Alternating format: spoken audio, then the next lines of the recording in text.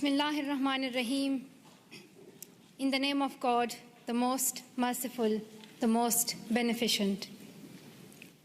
Good afternoon, bonjour, assalamu alaikum, bakhair raghle. Mr. Prime Minister, Madam Trudeau, Sophie, Mr. Speaker, members of the House, members of the Senate, distinguished guests, my parents, Ziauddin and Torpikai,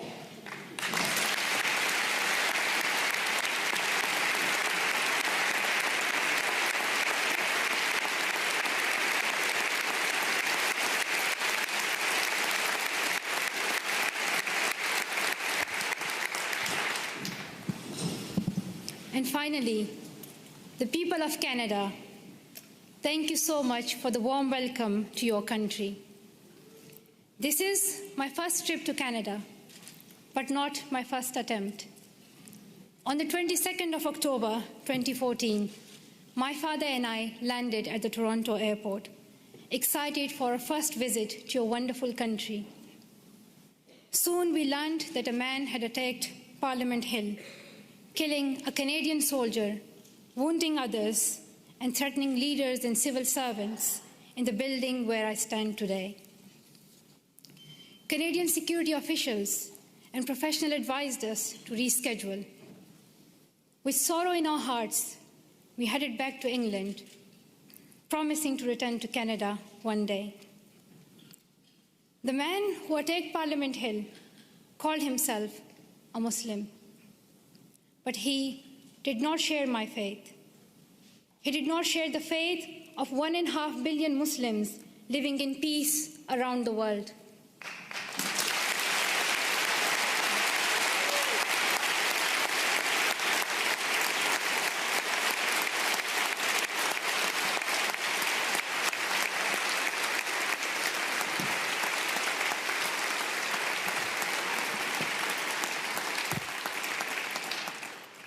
Sorry, the podium became too high, so I'm short-sighted, I couldn't read some of the words. So now I can read my speech. Back to my point that the man who attacked Parliament Hill called himself a Muslim, but he did not share my faith. He did not share the faith of 1.5 billion Muslims living in peace around the world. He did not share our Islam, a religion of learning, compassion, and mercy. I am a Muslim, and I believe that if you pick up a gun in the name of Islam and kill an innocent person, you are not Muslim anymore. You and the person who attacked Parliament Hill and all these terrorists do not share my faith. Instead,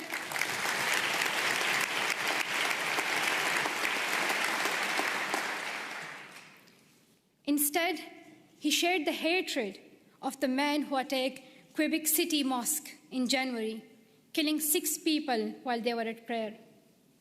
The same hatred as the man who killed civilians and police officers in London 3 weeks ago. The same hatred as the men who killed 132 school children in Pakistan Army Public School in Peshawar. The same hatred as the man who shot me and my 2 school friends. These men have tried to divide us and destroy our democracies, our freedom of religion, our right to go to school. But we and you refuse to be divided. Canadians, wherever you are born, however you worship, stand together. And nothing proves this more than your commitment to refugees. Around the world, we have heard about Canada's heroes. We heard about the members of the First United Church here in Ottawa who sponsored newlyweds Amina and Ibrahim. A few months later, the family had their first child, a little girl named Maria. The church decided to raise more money to bring Abraham's brother and family to Canada so Maria could grow up with her cousins. We heard about Jorge Salazar in Vancouver, who came to Canada as a child refugee, fleeing violence in Colombia. As a young adult, He's working with today's children, immigrants, and refugees, helping them adopt with the new culture and country. And I'm very proud to announce that Farah Muhammad, a refugee who fled Uganda and came to Canada as a child, is Malala Fund's new CEO, a Canadian who will now lead the fight for girls' education around the world.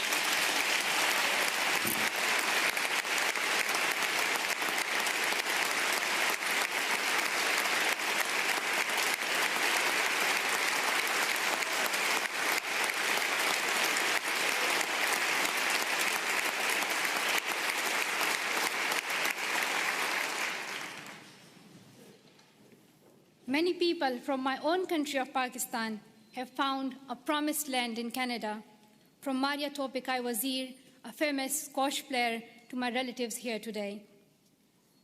Like the refugees in Canada and all around the world, I have seen fear and experienced times when I did not know if I was safe or not. I remember how my mom used to put a ladder at the back of our house so that if anything happened, we could escape. I still remember that I would read a Quranic verse, Ayatul Kursi, every night to protect our family and as many people as I could. I felt fear when I went to school, thinking that someone would stop me and harm me. I would hide my books under my scarf. The sound of bombs would wake me up at night. Every morning I would hear the news that more innocent people have been killed. I saw men with big guns in the streets. There's more peace now in my home of Swat Valley, Pakistan.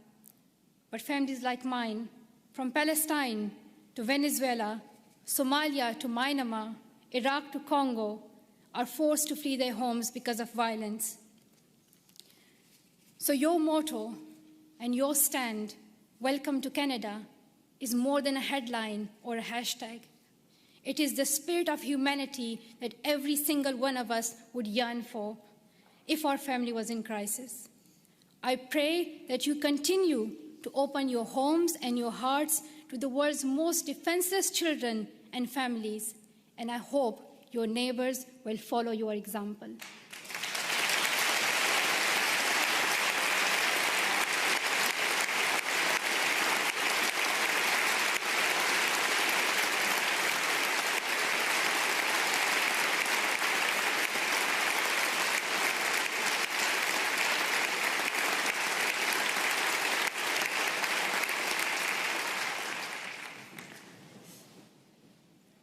I'm humbled to accept honorary citizenship of your country.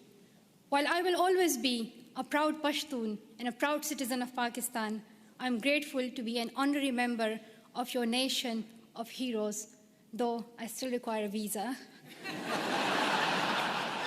But that's another discussion.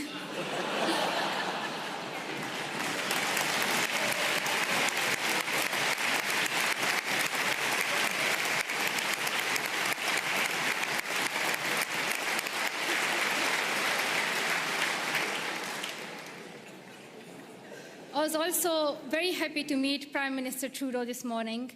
I am amazed by his embrace of refugees, his commitment to appointing Canada's first gender-balanced cabinet, and his dedication to keeping women and girls at the center of your development strategy.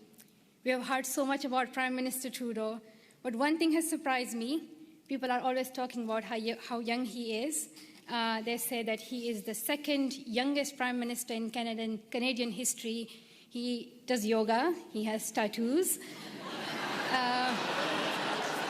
and a lot more. And while I was coming here, everyone was telling me, like, shake Prime Minister's hand and, like, let us know how he looks in reality. And people were just so excited about meeting Trudeau. I don't think anyone cared about the Canadian honorary citizenship. While it may be true that Prime Minister Trudeau is young and he is young head of government, I would like to tell something to the children of Canada, that you don't have to be as old as the very young Prime Minister Trudeau to be a leader.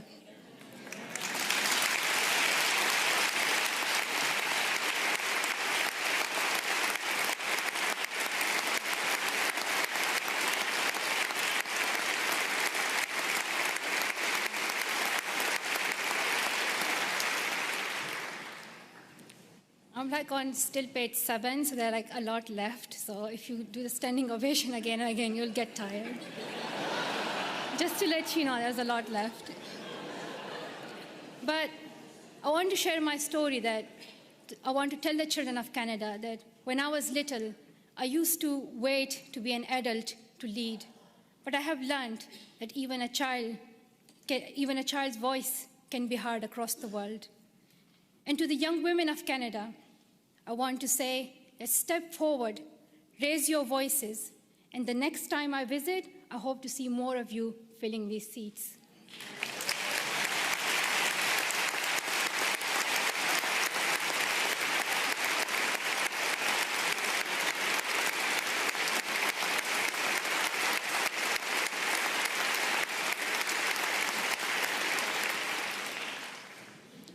And to the men of Canada, be proud feminists and help women get equal opportunities as men. And to the leaders of Canada today in this room, though you may have different politics and policies and priorities, I know each one of you is trying to respond to some of our world's most pressing problems.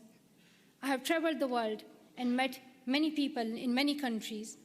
I have first-hand experience and I've seen many problems that we are facing today: war, economic instability, climate change, and health crises. And I can tell you that the answer is girls.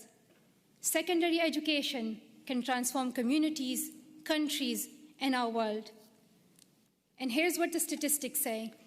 I'm saying it for those who still don't accept education as important. There are some, but I hope they will hear that if all girls went to school for 12 years, low and middle-income countries could add $92 billion per year to their economies. Educated girls are less likely to marry young and contract HIV, and more likely to have healthy and educated children. The Brookings Institution calls secondary education for girls as the most cost-effective and best investment against climate change. When a country gives all its children secondary education, they cut their risk of war in half. Education is vital for the security of the world because extremism grows alongside inequality. In places where people feel they have no opportunity, no voice, no hope. When women are educated, there are more jobs for everyone. When mothers can keep their children alive and send them to school, there is hope. But around the world, 130 million girls are out of school today.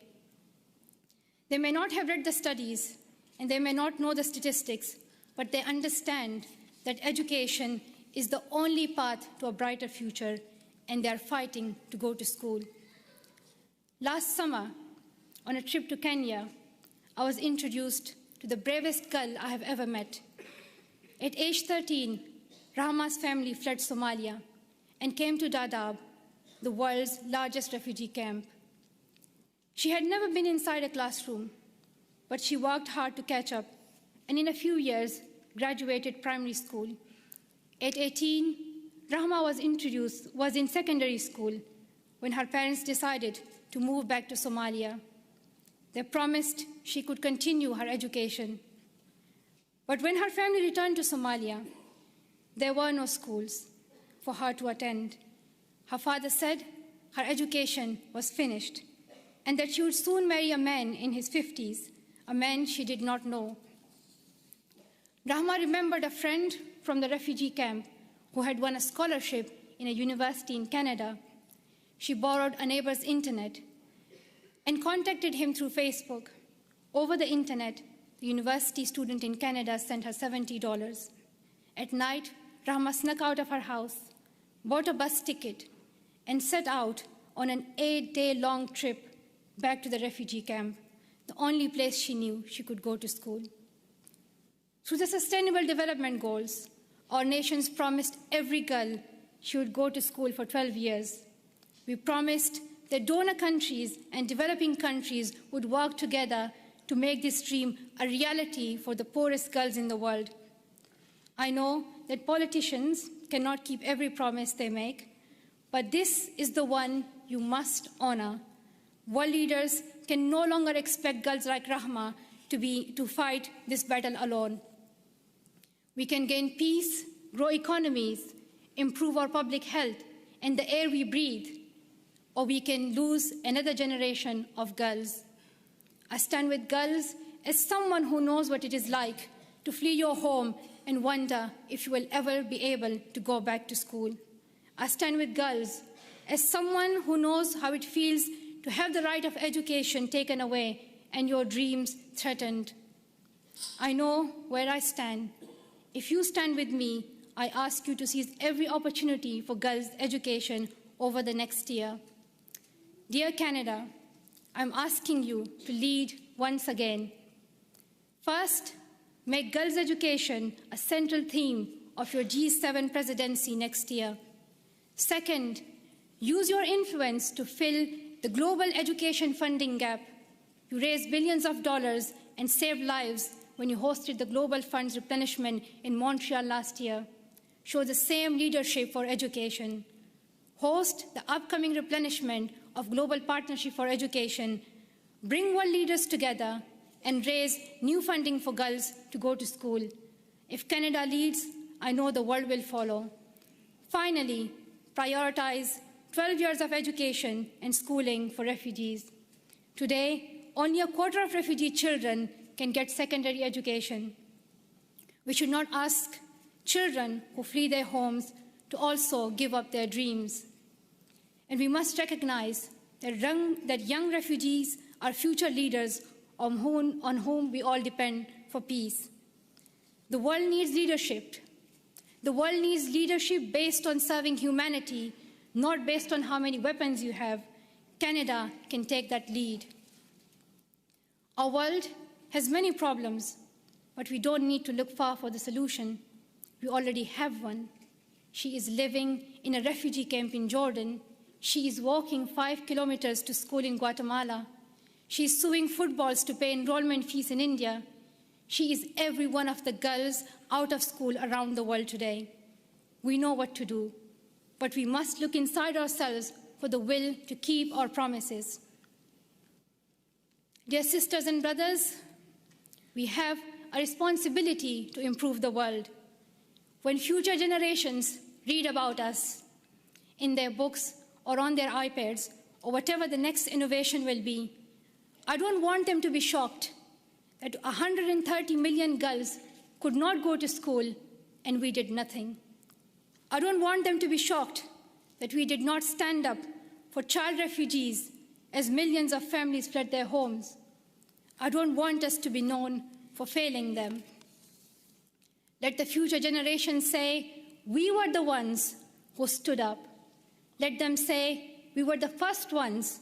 We were the first to live in a world where all girls could learn and lead without fear. Let us be the ones who bring that change we want to see. Thank you so much for listening.